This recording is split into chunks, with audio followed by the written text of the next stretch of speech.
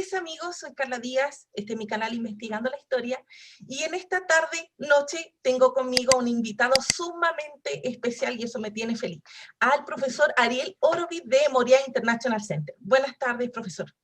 Buenas tardes, Carla, un gusto, la verdad, y un honor estar aquí, gracias por la invitación. Gracias a usted por aceptar la invitación, me tiene feliz. Doctor, bueno, profesor Ariel, usted es el fundador y director del International Center Moriah, ¿cierto? Del Moriah International Center, sí. Usted está formado en Sociología e Historia del Pueblo Judío por la Universidad Hebrea de Jerusalén. Correcto. Mire, ¿qué es lo que me llama la atención de poder entrevistarlo a usted? Que Moriah es sumamente conocido, o sea, su cara, sus videos aparecen por todas las redes sociales, Facebook, Instagram, por todos lados, pero hay pocas entrevistas de usted, y yo pienso que usted es una joya tremenda, la cabeza, el cerebro detrás de Moriah. Por eso quiero saber cómo nace esta idea de formar este instituto. Bueno, la verdad que hace ya poco más de 10 años que el Moriah International Center nace como una institución académica que daba cursos, da todavía cursos en Israel. Digo daba porque con la pandemia entonces todo un poco pasó a tiempo pasado, pero seguimos desarrollando cursos en Israel sobre temas que tienen que ver con Biblia, con arqueología, con historia, con Israel moderno, con sociedad y otros temas. Y bueno, también en español, en portugués, en inglés, y respondiendo a una necesidad porque la gran mayoría de las personas que visitan Israel vienen a programas turísticos, a ver, no quiero pecar de injusto con mucha gente, pero son programas muy turísticos, muy superficiales, donde se cuentan una historia más o menos repetida de memoria, es decir, no se profundiza. Entonces la gente viene acá creyendo diferentes ideas. Por ejemplo, siempre digo, muchos guías van a decir, aquí caminó Jesús y aquí caminó David y acá en ese lugar se sentó y en esa piedrita. Y lo que me parece una injusticia, porque primero que no sabemos, ¿no?, dónde caminó exactamente. Y ese turista vuelve y lo repite creyendo que fue así. Exactamente. Entonces estamos hablando de un país que recibe muchísimo turismo y la mayor parte de la gente, no digo todos, la mayor parte de la gente viene a programas muy superficiales y bueno, terminan al final reproduciendo el relato clásico del cuento ideal, digamos así, o el relato idealista. Y bueno, nació esta propuesta con el objetivo justamente de profundizar, de tener algún tipo de crítica, un poquito, crítica me refiero en el buen sentido, me refiero a crítica histórica, científica, sin entrar en cuestiones religiosas, porque si bien la Biblia es un libro que es base de dos religiones monoteístas muy importantes, por supuesto, no podemos, no podemos dejar de lado eso, es decir, no podemos decir que es solamente un libro de historia, es un libro que tiene varias facetas, sí, o varios libros, diría yo, más que un libro, pero igualmente le damos un enfoque bien objetivo, entre comillas, ¿no? Es decir, no teológico, no religioso. Digo objetivo entre comillas porque no existe la objetividad. Sí. Si cada profesor, cada arqueólogo también tiene sus ideas, pero me refiero a que sin entrar en tendencias religiosas o teológicas, sin decir esto es verdad o esto no es verdad. Es decir, dejamos realmente a nuestros participantes que saquen sus conclusiones. Es por eso que también aquí en Israel trabajamos con diversos arqueólogos, historiadores, biblistas, que cada uno tiene su idea y al fin y al cabo no nos metemos en cuestiones de fe, por supuesto. La fe es una cuestión individual de cada uno, pero sí hacemos un análisis más exhaustivo del texto bíblico, de la historia, de la arqueología, para tratar de entender que alguna vez tal vez ocurrió en estos lugares. ¿Por qué en estos lugares? Porque los relatos bíblicos, sin lugar a dudas, ocurren aquí en esta tierra, en Israel. Y bueno, con el tiempo también se desarrolló la necesidad de crear programas online. La verdad que empezamos antes de la pandemia simplemente lo agilizó a lo que ya habíamos comenzado para realmente llegar a buena cantidad de gente, porque realmente creemos en la misión que tenemos de llevar conocimiento serio, sí, con respeto, muchísimo respeto. Sí. No entramos, ya te dije, no entramos en cuestiones de fe, que cada uno crea en lo que quiera o no, ¿no? Pero sí con un análisis histórico que a mi juicio es fascinante porque realmente es un desafío intelectual. Y como decía, y lo cito ahora mi amigo el profesor Piñero, que de alguna forma abrir esos paradigmas con los que nacimos, crecimos, con los relatos clásicos, y tratar de entender más la realidad histórica de la época, digamos. Eso es lo interesante de Moria, profesor, que el público que atrapa y que enamora es muy variado, ateos, Sí. agnósticos, cristianos, judíos, porque ofrecen, claro, todo este material muy académico, pero desligado totalmente de lo confesional, de lo teológico, y es lo que hoy buscamos. Totalmente, yo creo que las religiones deberían unir más que separar. Inclusive tenemos un curso en la plataforma que se llama En nombre del Padre y del Rabino, es decir, donde realmente un padre católico, un sacerdote católico y un rabino dialogan, piensan diferente, pero dialogan. Nosotros en nuestro equipo académico tenemos pastores, padres, rabinos, ateos, agnósticos, es decir, la verdad que la fe del profesor o no es totalmente irrelevante. Mientras ese profesor tenga una visión académica, científica, sepa transmitir esos contenidos, entonces para nosotros está más que bien, por supuesto, siempre con muchísimo respeto y con muchísima comprensión, ¿no?, de la fe de la gente, que para nosotros nos parece bárbaro que cada uno realmente crea en lo que le parezca. Así que en ese sentido intentamos, y yo creo que con éxito, desarrollar o incentivar una visión pluralista, una visión de diálogo, ¿no?, que podemos pensar, ¿no? Yo siempre digo, no solamente que podemos pensar distinto, debemos pensar distinto, pero siempre entendiendo al otro, tratando de respetar y sin agredir y sin ofender, por supuesto, ¿no? Y casi no hemos tenido incidentes de ese tipo por cuestiones de fe. La Qué gente lo entiende. maravilloso. Es lo que falta acá en Latinoamérica. Acá se pelean mucho por los temas de fe. Entre los Sí, mismos lamentablemente. evangélicos y tantas denominaciones se pelea el bautista con el pentecostal, con el metodista. Es terrible. Desde afuera se ve mal, se ve muy mal. Sí, sí. Lo lamento, la verdad es lamentable. Yo creo que es más lo que nos une de lo que nos separa, ¿no? Y ahora mencionaste diferente, en el caso del cristianismo, diferentes corrientes del cristianismo. Lo mismo ocurre en el judaísmo, me imagino que en el islam también, esas peleas o esas luchas. En el caso del cristianismo, yo creo que Jesús no estaría feliz de ver tantas luchas y tantas discusiones cuando realmente no podemos dialogar, podemos pensar distinto, tratar de entender el punto de vista del otro. Pero bueno, lamentablemente, y es sabido, no es algo nuevo, ya siglos que los seres humanos nos peleamos por cosas que no deberíamos pelear. Sí, es verdad. Bueno, esto de la pandemia, de esta manera, trajo muchas cosas negativas al mundo completo, pero en cuanto a la educación ha sido positiva, porque hemos podido desde casa estudiar. Porque Moria nos entrega, además de estas charlas gratuitas, clases muy buenas, no tiene nada que envidiarle a las pagadas, muy buenas, o sea, lideradas por un buen académico, y clases pagadas a muy buenos precios, y es lo importante hoy en día. Sabemos que la pandemia a muchos nos ha tocado duro, y como tener un instituto tal como Moria International Center, a buenos costos, con excelentes académicos, es realmente un regalo, una bendición, no sé cómo llamarlo. Bueno, la verdad te agradezco tus palabras. A ver, el tema de los valores, yo siempre digo, inclusive con los cursos acá en Israel son también de valores accesibles, porque podríamos realmente crear estos programas y dirigirnos a una élite que puede pagarlo, que puede enfrentarlo, o que puede también a nivel intelectual, ¿no?, tal vez más formados. Pero no es la idea, no es la idea. Realmente queremos llegar a una buena cantidad de público. Yo siempre digo, utilizo el término democratizar el conocimiento, que es más allá, es hacerlo accesible, ¿no? Que no, a ver, uno dice, sí, pero en YouTube también hay un montón de conferencias, sí, es verdad, pero la pregunta es qué es lo bueno, qué es lo malo. Y desde ya te digo, y me imagino que sabrás que hay muchas cosas que no son serias, ¿no? O no son buenas. y más en estos temas, ¿no? Que se presta también a todo este tipo de, ¿no? de teorías y debates Muchas y líderes. interpretaciones, sí. Hay de todo, hay de todo.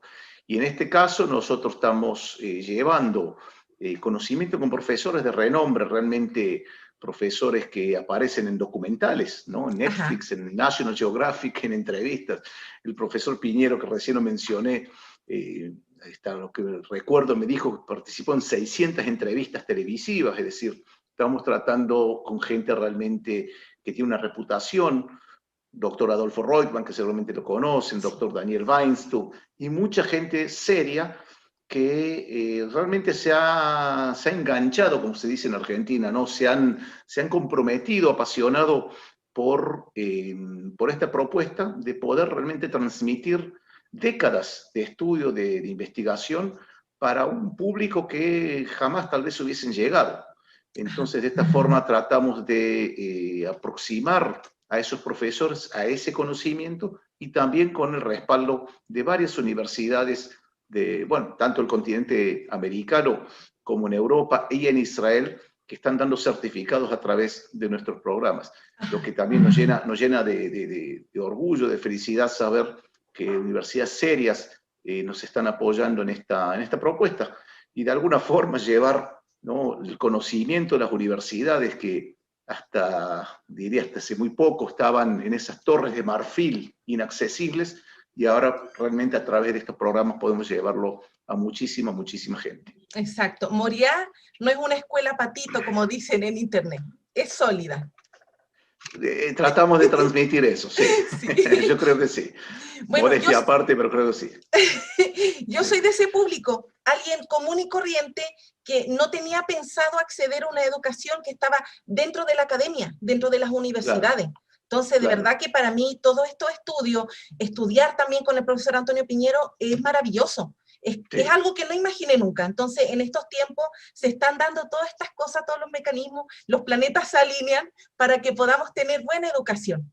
Sí, como decías, de alguna forma las cosas positivas de la pandemia es que la educación en línea o online vino para quedarse aparentemente. Van a haber cambios, imagino yo, a futuro a nivel pedagógico en universidades, en escuelas, ni hay que hablar en trabajo, ¿no?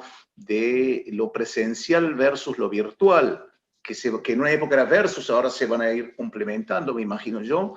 Y sí, de alguna forma puedo decir que la gran ventaja de esta pandemia ha sido eso, de acercar la educación a niveles populares, populares en el muy buen sentido de la palabra. Sí. Es decir, que, como dijiste, me gustó esa definición, gente común, entre comillas, ¿no? Que para cada uno es especial, pero digamos gente que tal vez nunca se lo hubiese imaginado participar en un caso así, se siente realmente apasionada. Es decir, que cuando uno ve un documental en National Geographic, el documental es algo relativamente superficial.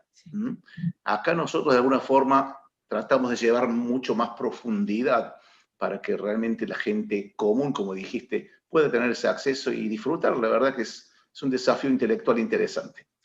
Y usted, ya que hablaba de todo este programa que tenía Moriá desde hace 10 años, de llevar a estas como excursiones a las personas, ¿cómo lidian cuando las personas quieren saber si Abraham existió, David existió, si por esa calle caminó Jesús? ¿Cómo tratan de explicarlo? Bueno, ocurre a menudo. Yo creo que, cada vez ocurre menos porque la gente que quiere una excursión común, normal, turística, se va a aburrir con nosotros, es decir, no va a querer participar, y yo calculo que van a quedar muy enojados con nosotros, porque si en una excursión uno visita 5, 6, 7 lugares por día, que es una locura, es imposible recordar qué es lo que cada uno hizo en cada uno de esos lugares que uno va corriendo en esas travesías turísticas. Un segundo, toca un teléfono. Sí. ¿Tenemos música? Claro, estaba viendo ahí. Pero bien, entonces, en esas travesías turísticas, si uno va a 6, 7 lugares, en nuestros programas vamos a 3 lugares por día, 4 lugares por día, y en cada lugar realmente profundizamos acompañados con arqueólogos, historiadores. Entonces, ya hay un filtro natural de gente, porque nosotros nunca escondemos lo que venimos a transmitir, es decir, que son cursos con historiadores, con arqueólogos, con biblistas, con doctores en ciencias de la religión y otras áreas aledañas. Entonces la gente ya en forma natural se ve atraída por esta propuesta intelectual que tenemos, que por cierto es en cooperación con la Universidad Hebrea de Jerusalén, entre las 100 universidades más importantes del mundo. Entonces, si hay alguno que otro que pregunta o se siente incómodo, ¿pero cómo? ¿Cómo que no hay de Salomón nada? ¿Dónde está el templo de Salomón? ¿Y dónde está el palacio de David?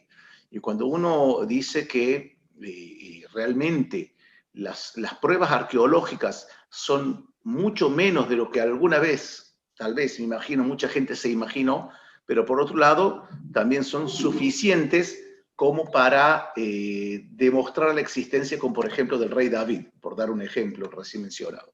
Es decir, que es un desafío, es un juego intelectual muy particular de tratar, de alguna forma, un trabajo de detective, de tratar de entender, ¿no?, las pistas que tenemos, tanto literarias, arqueológicas, geográficas, para tratar de entender qué es lo que ocurrió aquí alguna vez. Es decir, la escena, ¿no?, entre comillas, la escena del crimen, ¿no? Tratar de entender, ¿no?, qué ocurrió aquí. Entonces, la gente lo entiende. Yo creo que aquellos que vienen con una visión muy, muy teológica al principio, y nos ha pasado que vienen con una visión muy teológica, al principio se sienten muy incómodos y al final terminan adorando el programa. Y hemos tenido el caso de un pastor de Brasil que estaba muy ofuscado la primera vez, muy ofuscado, muy enojado con nosotros, porque decía, la Biblia lo dice todo, ¿para qué nos hace falta la arqueología? ¿Para qué la historia? La Biblia lo dice, es 100% verdad. Estaba muy enojado, me acuerdo, tuve varias charlas con él, pero bueno, hoy en día él trae aproximadamente de 2 a 3 grupos por año, antes de la pandemia. Entonces, está fascinado, y es decir, que de alguna forma, sin ser nuestra intención no es convencer a nadie de nada, que cada uno crea en lo que quiera, mientras que sea con respeto. Pero de alguna forma hemos cumplido esa misión educativa de poner a las personas para pensar, para analizar, para no conformarse con lo que está escrito en una fuente o en otra, sino tratar de excavar literalmente, ¿no?, dentro de un texto, de la historia. Y bueno, yo creo que cuando más uno aprende, más satisfacción da, ¿no? Es un proceso que no acaba el aprender. Así que bueno, en ese sentido hemos tenido casos victoriosos, digamos, de gente que empezó con una visión muy, muy religiosa. Inclusive hemos tenido algunas veces gente que venía muy, muy cerrado, con una idea hasta de convencer al resto del grupo, o convencer a los profesores. Vengo a evangelizarlos. Algo así, lo has dicho.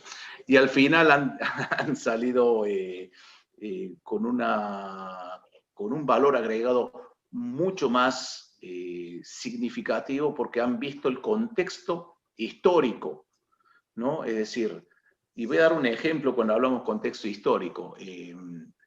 Yo siempre digo, los fariseos son los malos de la película, ¿no?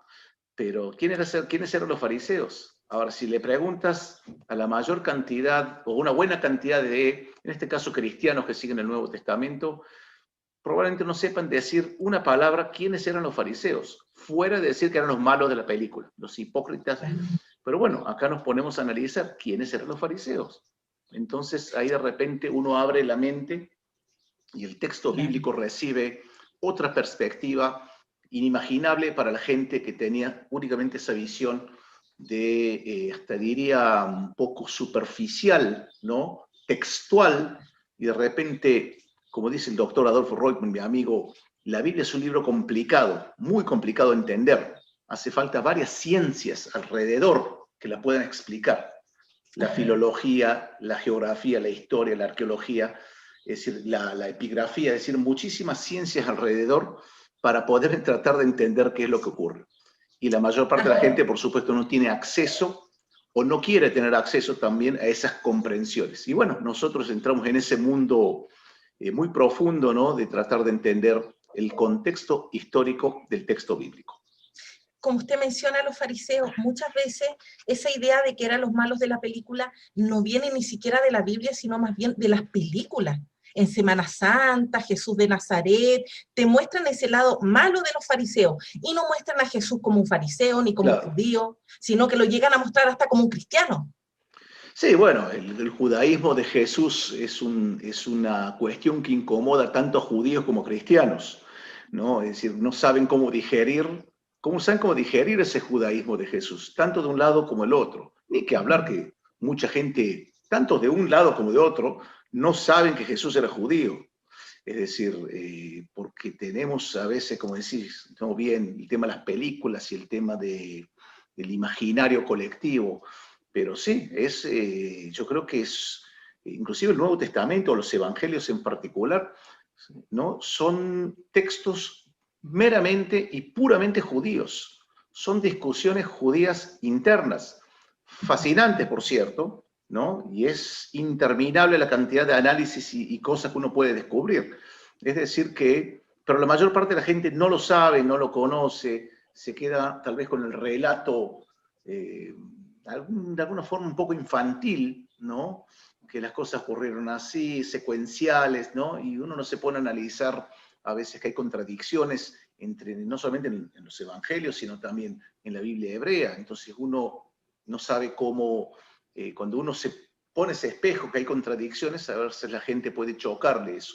Pero bueno, ¿no? Uno no dice nada que no esté escrito, así que bueno, pero como dije antes, no tenemos intenciones acá de convencer a nadie, ni de convertir a nadie, que cada uno realmente crea en lo que quiera. Es más, a mí me pondría muy feliz que la gente continúe con su fe que tenía de antes, nada más que reforzada con conocimiento real e histórico. Maravilloso, sí, qué buena frase.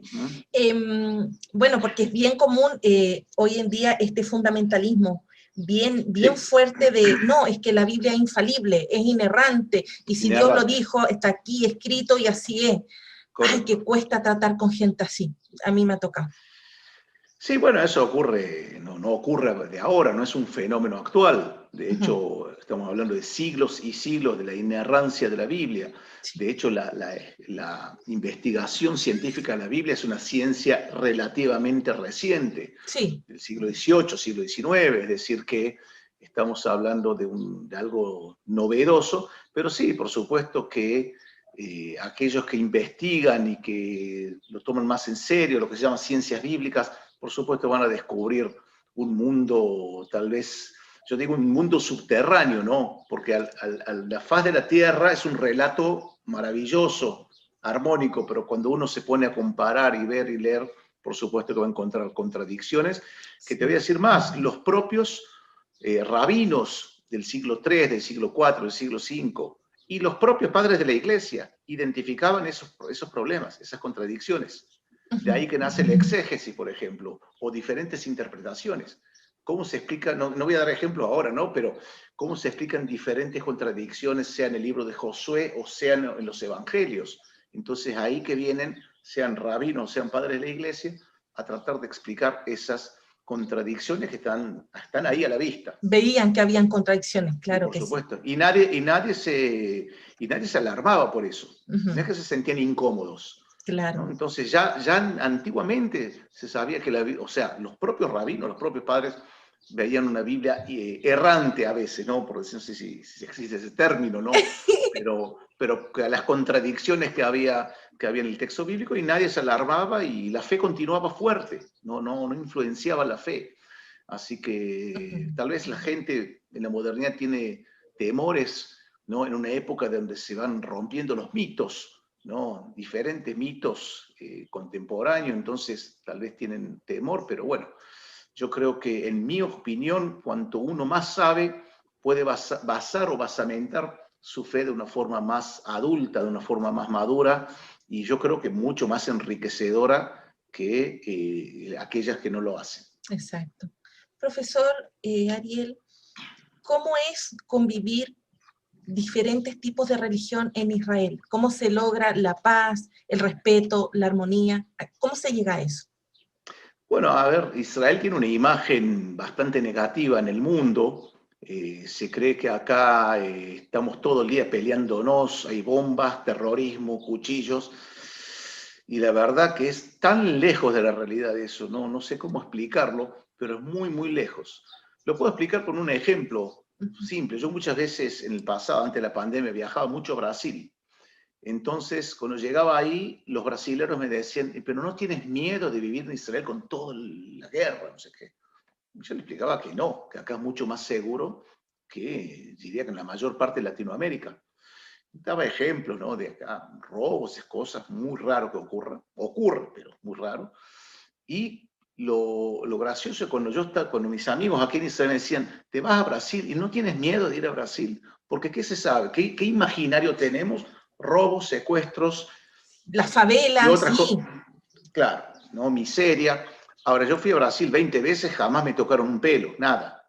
Entonces, lamentablemente somos víctimas de esos medios de comunicación que resaltan los lados negativos, ¿no? Que son menores, y no resaltan los lados positivos. Claro. Israel es y por eso, ¿por qué doy esta pequeña introducción?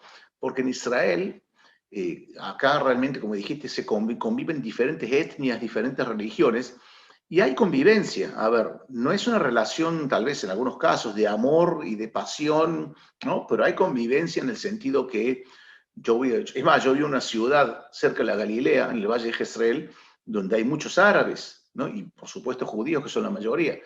Nadie se pone a pensar si en el supermercado te atiende una cajera árabe o judía, si el médico es árabe o judío, si el dentista, si el del, no sé, el que va en la cabeza. Es decir, no pasa eso por las cabezas, eso pasa por las cabezas de los medios de prensa, ¿no? Entonces, yo siempre digo, invito a todos a que vengan, por ejemplo, a un hospital aquí en Israel. Es un ejemplo de convivencia súper natural. Entonces, pero bueno, hay, como te decía, coexistencia sería la palabra más acertada. Hay una total y absoluta libertad de culto. Cuando digo total y absoluta me refiero a eso, es decir, las mezquitas acá están abiertas para quien quiera ir, rezar. Hay diferentes corrientes dentro del Islam, dentro del judaísmo, dentro del cristianismo. Hay muchísimas minorías. Muchísimas minorías. Y para todo ello hay espacio y libertad. Hay espacio. Maravilloso. Acá tenemos minorías que son desconocidas por la mayor parte del mundo. Existe una minoría, una etnia llamada los drusos. Existen beduinos, existen circasianos. No voy a entrar en detalles, si no vamos a terminar. Existen diferentes caraítas, hay samaritanos también. Eso era mi pregunta. Me la spoileó, profe. me imaginaba ahí. Pero samaritanos, por ejemplo, hay.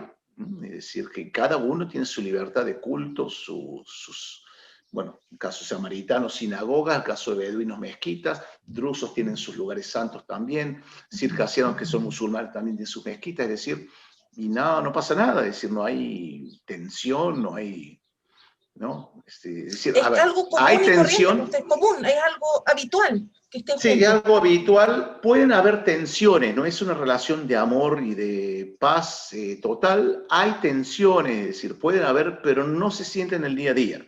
Las tensiones pueden ocurrir cuando hay algún conflicto con Gaza, con Siria, con el Líbano, cosas de ese tipo. Hay tensión social porque hay diferentes grupos acá, pero es una tensión social que es lógica por la segmentación de la sociedad, que es muy, muy variada, es realmente un mosaico esto. Acá viven gentes o personas de más de 70 países, o sea que originalmente sean ellos mismos, los padres o los abuelos, son de 70 países diferentes.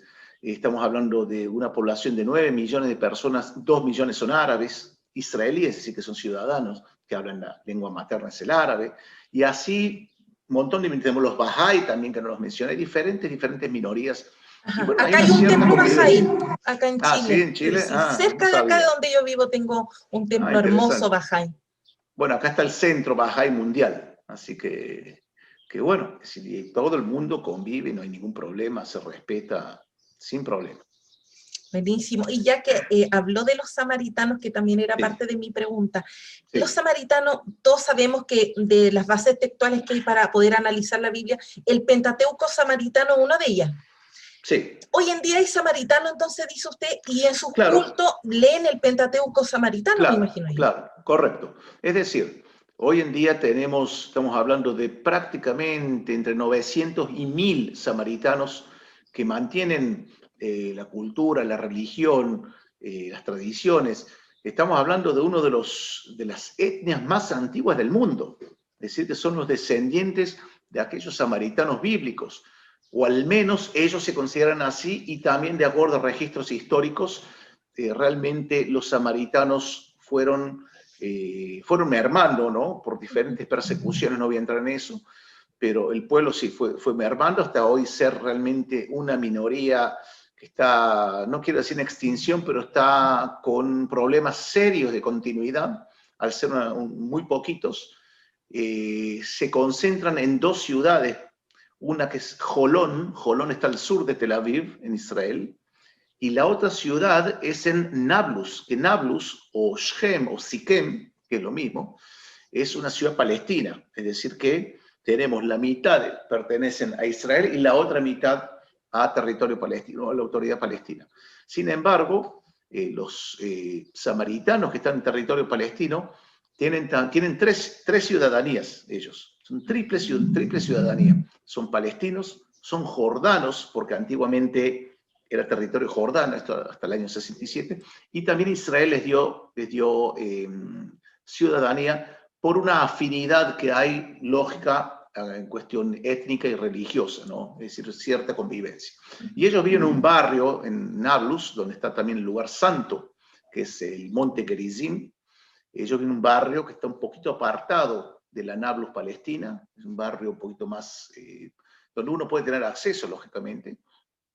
Y bueno, ellos, como bien dijiste, para ellos es la Torá samaritana, es lo que cuenta. No reconocen los otros libros de la Biblia, ni que hablar la literatura rabínica, que es totalmente, digamos, literatura externa, totalmente externa, nada que ver con ellos.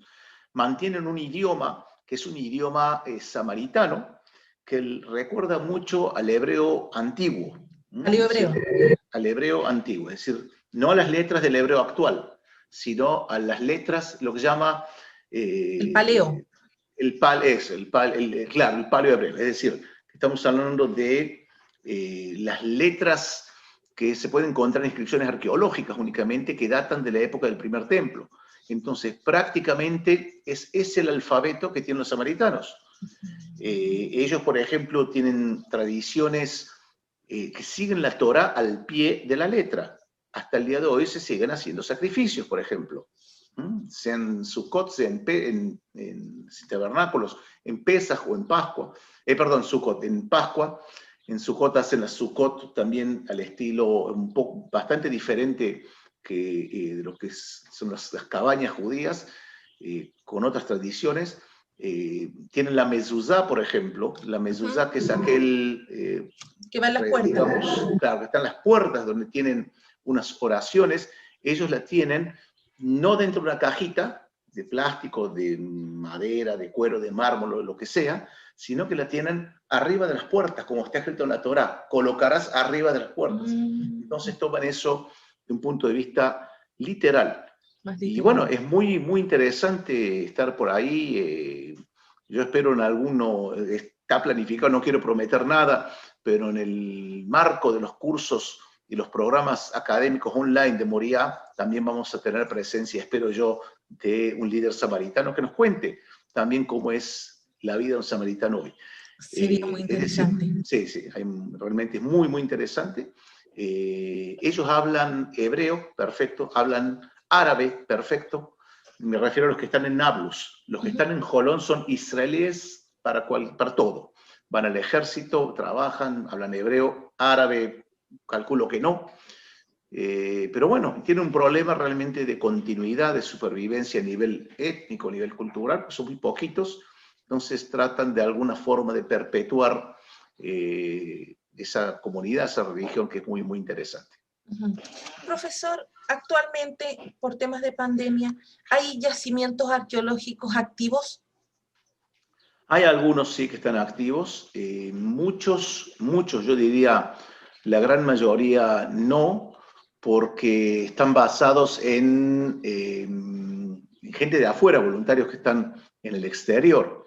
Es decir que, y como no pueden entrar, si las fronteras están cerradas, entonces muchos están parados. Pero hay algunos que todavía están con las restricciones del caso, ¿no? Distancia, etcétera, que están trabajando con voluntarios locales, y bueno, pero muy, muy poco. La verdad es que se ha parado toda la actividad arqueológica. ¿Y los museos? Museos han abierto recientemente, yo calculo que hace un mes, 3 semanas, un mes, no más que eso, que en Israel ya se vive, digamos, una realidad de prácticamente post-pandemia, prácticamente. Todavía faltan, creo que en 2 semanas abren los cines, ya recitales, shows, es decir que prácticamente estamos ya fuera. Aún estamos usando la mascarilla, es decir, lo que se llama el barbijo también, pero lo van a sacar en cualquier momento eso también. Hoy anunciaron que las escuelas vuelven a un formato normal. Presencial. Claro, presencial, es decir, hasta ahora había lo que se llaman cápsulas aquí, es decir, grupos pequeños, lo que exigía de las escuelas tener salas de aula para tantas cápsulas. Entonces algunos estudiaban por Zoom, otros presencial. Ahora no, ahora recién acaban de comunicar que las escuelas regresan, las universidades ya también, si no me equivoco, ya han regresado o están por regresar. Se está viviendo ya un clima de post-pandemia, aún así gente de afuera todavía no puede entrar. Ok. ¿Y el famoso muro de los lamentos? ¿La gente puede ir?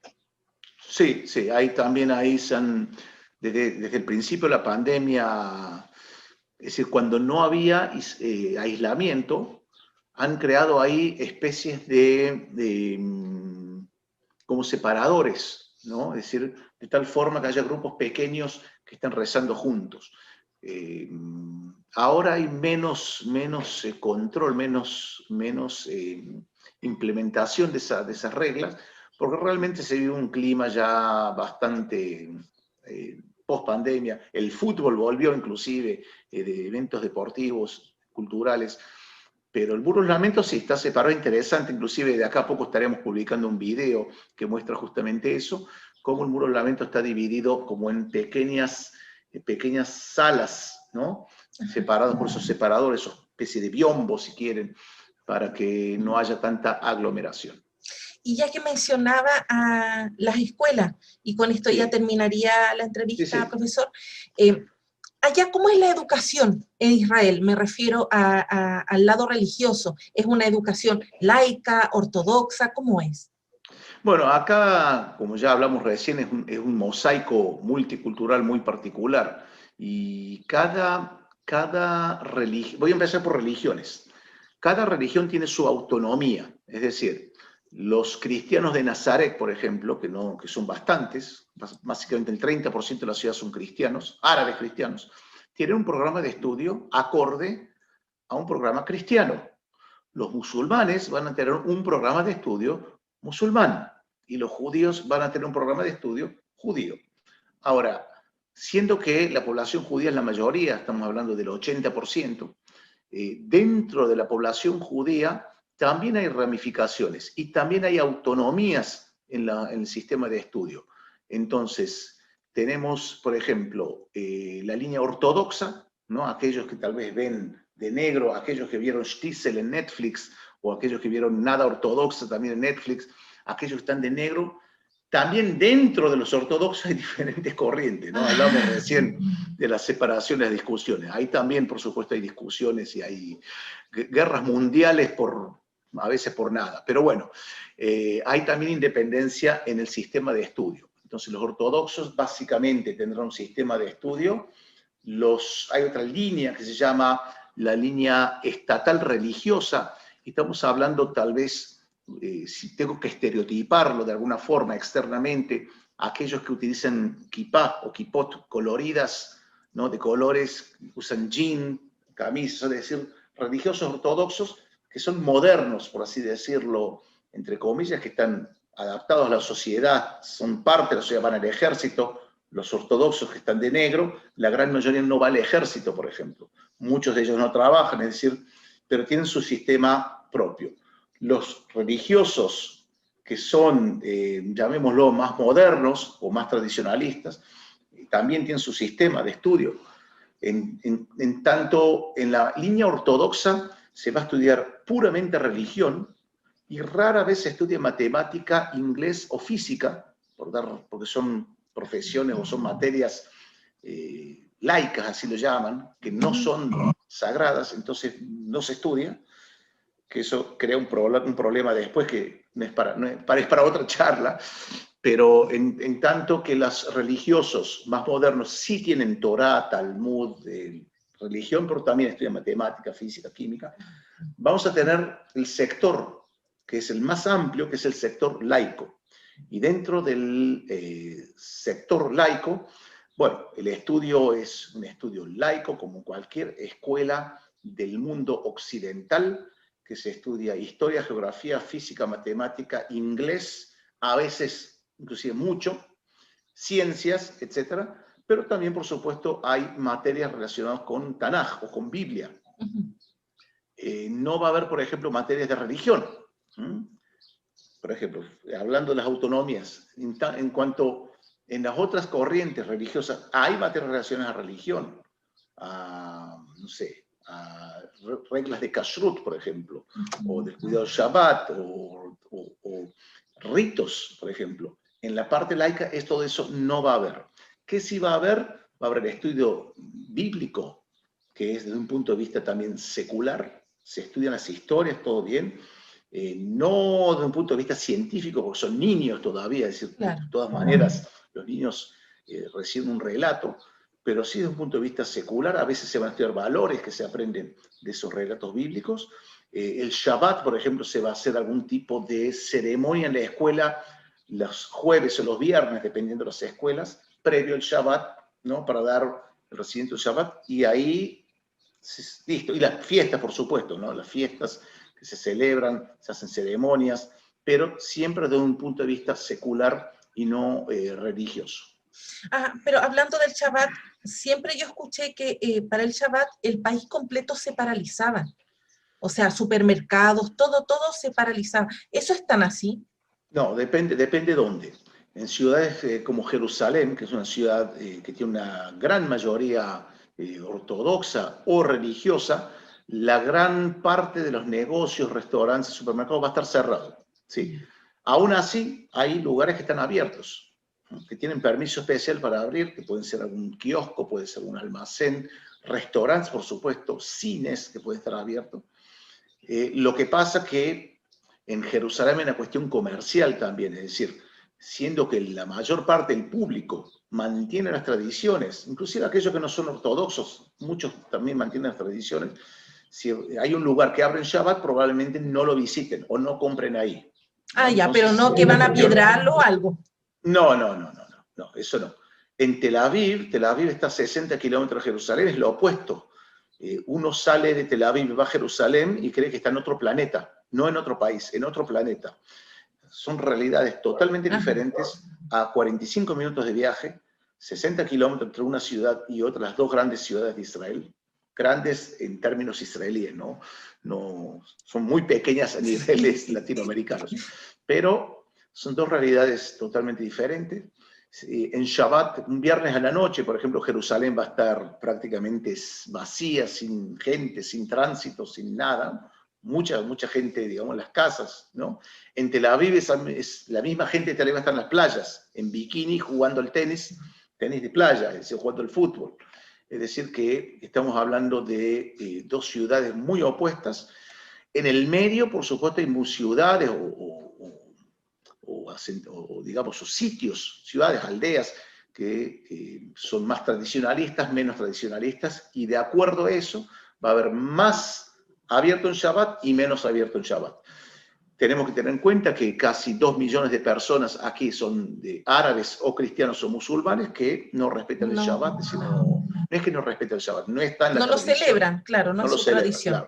Claro, no lo celebran. Entonces, por supuesto, hay en ese sentido apertura y libertad. Pero no es que el país todo se paraliza.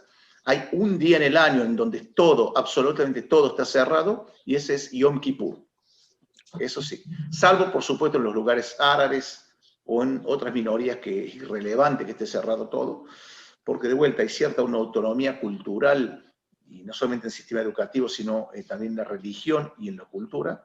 Entonces, no sé, nadie va a cerrar, pero en los lugares judíos está todo, absolutamente todo cerrado. Es muy raro que haya movimiento de coches, por ejemplo, en Yom Kippur. Entonces, un laico lo que va a hacer es tal vez andar en bicicleta. No va a ir a la sinagoga, pero va a andar en bicicleta con los hijos. Por la calle, es decir, las calles están vacías prácticamente. Pero el Shabbat acá es como si fuese un domingo en Latinoamérica, donde la gente sale, va al mar, es decir, los que no cuidan rigurosamente el Shabbat, me refiero, es decir, el que cuida rigurosamente el Shabbat no puede viajar en Shabbat, no puede prender la luz, no puede cocinar, no puede trabajar, pero aquellos que son la mayoría, estamos hablando de un 80%, tal vez un poquito menos, de la sociedad judía que son laicos, probablemente estén viajando de un lugar a otro, paseando, yendo a un restaurante, etc. Es una sociedad bastante occidental en ese sentido. Qué interesante, porque no es lo mismo leerlo, verlo en la tele, en las noticias, que escucharlo de alguien que vive allá.